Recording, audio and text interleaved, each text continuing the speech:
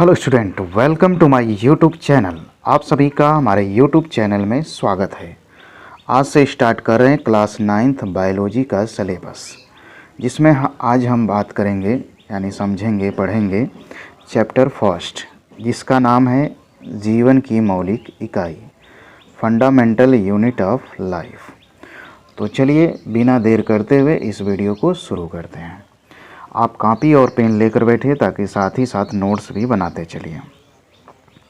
सबसे पहले बात करेंगे हम कि कोशिका की खोज, यानी कोशिका की खोज किसने किया। तो देखिए, कोशिका की खोज रॉबर्ट हुक ने किया था। याद रखिएगा, कोशिका की खोज किसने किया? रॉबर्ट हुक ने 1665 ईस्वी में। ठीक है, कैसे किया? तो इधर देखिए, उन्होंने यानी कि रॉबर्ट हुक ने एक साधारण सूक्ष्मदर्शी का उपयोग करके कार्क की पतली परत का अध्ययन किया। उन्होंने क्या किया?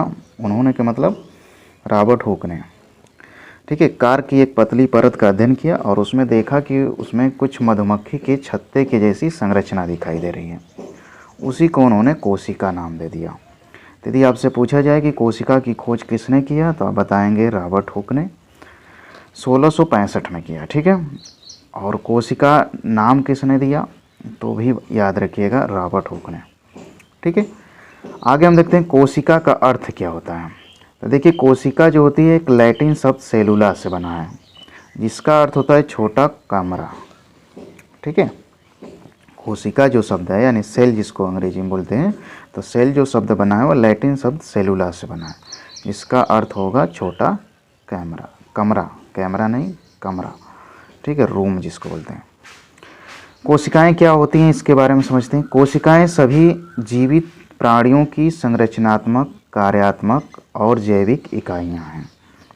तो कोशिकाएं क्या होती हैं? कोई भी जीवित प्राणी है तो उसके शरीर की जो संरचना बनती है उसकी सबसे छोटी इकाई होती है, उसके अंदर जो भी क्रियाकलाप होती है उसकी सबसे छोटी इकाई होती है, और उसमें जो जीवन होता है उसका भी सबसे छोटी इकाई होती है। ठीक है, तो कोशिका की खोज के बारे में इतना आप समझें कि कोशिका की खोज किसने किया, किस सन में किया, किस तरह से किया। ठीक है, अकोशिका शब्द का नाम किसने दिया, अकोशिका जो है शब्द वह किस भाषा के शब्द से बना है, उसका अर्थ क्या होता है, अकोशिका की परिभाषा। ठीक है, आगे चलते हैं हम लोग। कोशिका की विशेषताएं, नेक्स्ट टॉपिक है कोशिका की विशेषताएं। तो नंबर 1 है, इनमें स्वतंत्र रूप से गुणन करने की क्षमता होती है। यानी जो कोशिकाएं होती हैं वह स्वयं से यानी स्वतंत्र रूप से अपने आप गुणन करने की इनके अंदर क्षमता होती है। नेक्स्ट है, इनमें आनुवांशिक सूचनाएं निहित होती है, यानी इनमें आनुवांशिक गुण वगैरह निहित होता है, जिससे एक पीढ़ी से दूसरे पीढ़ी में आनुवांशिक लक्षण चले जाते हैं। ठीक है, आगे ये स्वतः जीवन हेतु सभी आवश्यक प्रक्रियाओं को पूर्ण कर सकती हैं। यानी कोशिकाओं में स्वयं जीवन के लिए जो भी आवश्यक प्रक्रिया है उसे स्वयं पूर्ण कर लेती हैं, यानी पूरा कर लेती हैं। आगे है, ये एक समान रासायनिक संगठन तथा उपापचयी क्रियाएं दर्शाती हैं।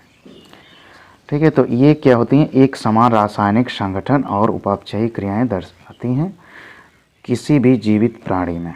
ठीक है,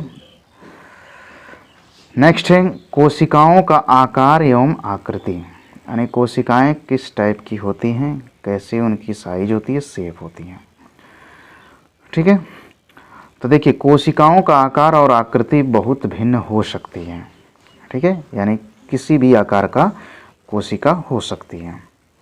जैसे कुछ कोशिकाएं गोल, अंडाकार, जबकि कुछ अन्य घनाकार, स्तंभाकार या ताराकार हो सकती हैं। ठीक है, तो कोशिकाओं का जो आकार है वह अलग अलग हो सकता है, कोई फिक्स नहीं है।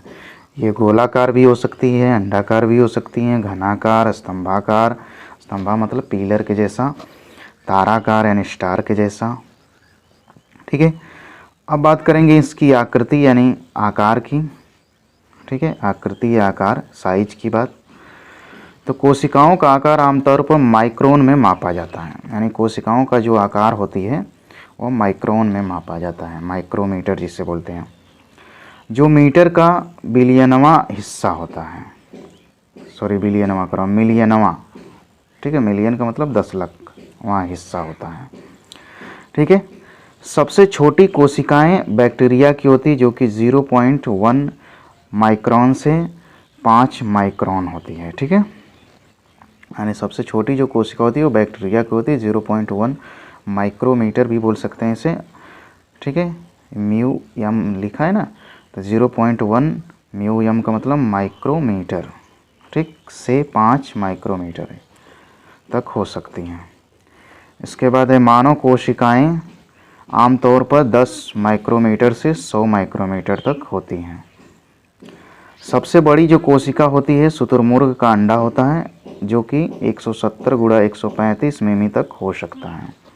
तो याद रखिएगा, मानव की जो कोशिकाएं होती हैं कितनी होती हैं, 10 माइक्रोमीटर से 100 माइक्रोमीटर, और सबसे बड़ी कोशिका जो होती है शुतुरमुर्ग का अंडा होता है 170 गुणा 135 मिमी तक हो सकता है।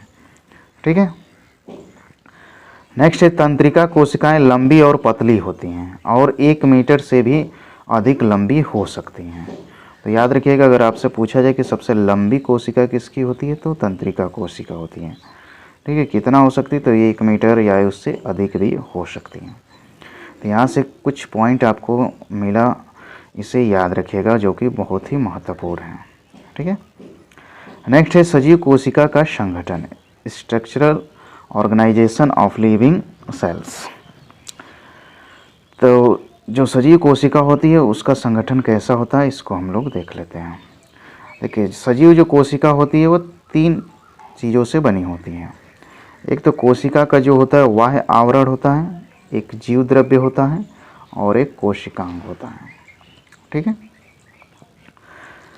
अब देखिए बाह्य आवरण में क्या क्या आ जाएगा, कोशिका कला आ जाएगी, कोशिका भित्ति आ जाएगी। ठीक है, बाह्य आवरण में जैसे कोई कोशिका है, देखिए कोशिका किसी भी आकार की हो सकती है। ठीक, तो उसका बाह्य आवरण जो होता है 2 लेयर से बना होता है, एक कोशिका कला से और एक कोशिका भित्ति से। ठीक, इसके बाद है जीव द्रव्य। जीव द्रव्य में क्या होता है, कोशिका द्रव्य होता है और केंद्रक द्रव्य होता है।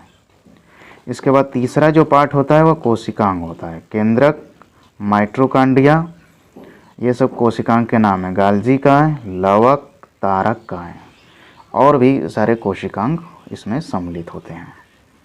ठीक, नेक्स्ट है सबसे पहले हम देखेंगे बाह्य आवरण, जो कि पहले यहाँ से देखे थे। ठीक है, जिसे हम बोलते हैं प्लाज्मा झिल्ली या कोशिका झिल्ली।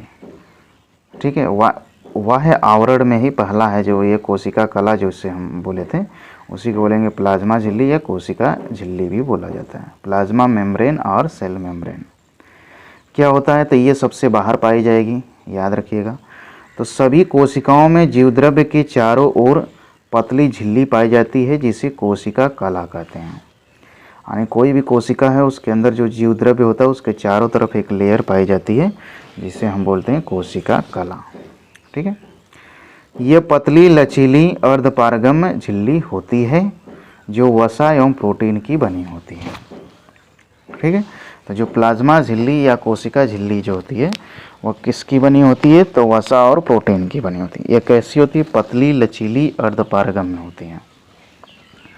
इसे याद रखिएगा, जो भी हाईलाइट किया गया है अलग कलर से उसे याद रखना। ठीक है, नेक्स्ट है एक कोशिकीय जीवों में यह झिल्ली भोजन एवं अन्य पदार्थों को ग्रहण करने में सहायक होती है। यानी जो प्लाज्मा झिल्ली है या कोशिका झिल्ली है, एक कोशिकीय जो जीव होते हैं में भोजन को ग्रहण करने में सहायता प्रदान करते हैं।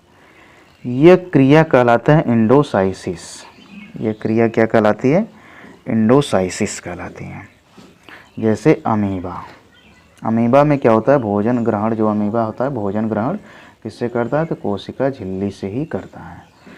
तो कोशिका झिल्ली से कोई भी जीव अगर भोजन को ग्रहण कर रहा है तो उसी को बोला जाता है एंडोसाइसिस। नेक्स्ट है प्लाज्मा झिल्ली या कोशिका झिल्ली के कार्य।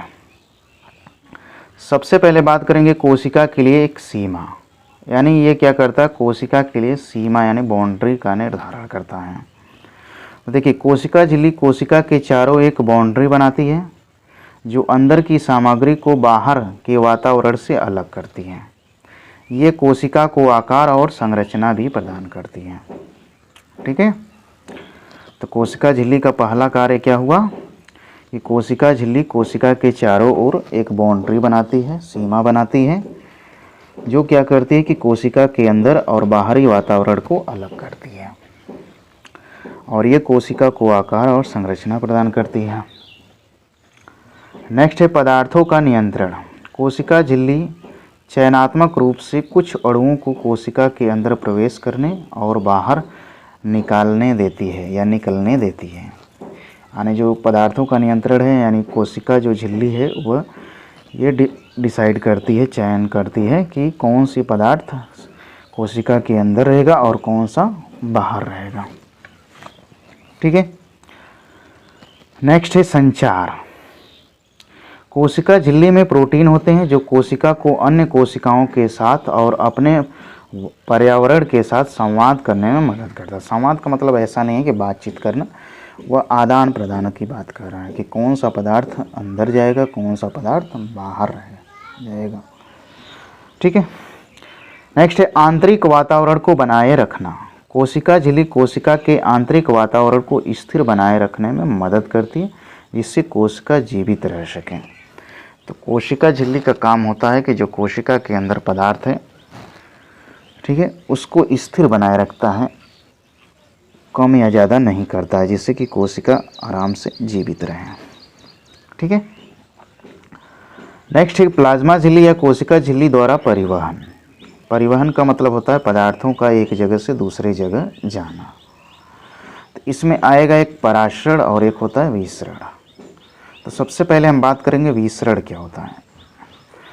तो देखिए, अणुओं का उच्च सांद्रता वाले क्षेत्र से निम्न सांद्रता वाले क्षेत्र में जाना, यानी कोई भी पदार्थ है वह प्लाज्मा झिल्ली के माध्यम से अगर उच्च सांद्रता यानी अधिक सांद्रता से कम सांद्रता की ओर जा रहा है तो उसे हम बोलते हैं विसरण।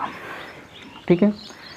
किसी भी माध्यम ठोस गैस में हो सकता है, यानी कि विसरण की जो क्रिया होती है वो किसी भी माध्यम में हो सकती है, ठोस हो, द्रव हो, गैस हो, किसी में हो सकता है। इसमें अर्धपारगम झिल्ली का होना आवश्यक नहीं होता है, यानी कि जो अर्धपारगम झिल्ली का मतलब ये है। देखिए, अब एक चीज़ और बता देते हैं, अर्धपारगम झिल्ली क्या होता है। ऐसी झिल्ली जिसमें से विलयन का नाम सुने होंगे। विलयन क्या होता है, विलेय और विलायक से बना होता है। ठीक है। तो अर्धपारगम झिल्ली क्या होती है, केवल द्रव के अणुओं को बाहर जाने देती है, यानी विलायक के अणुओं को बाहर जाने देती है।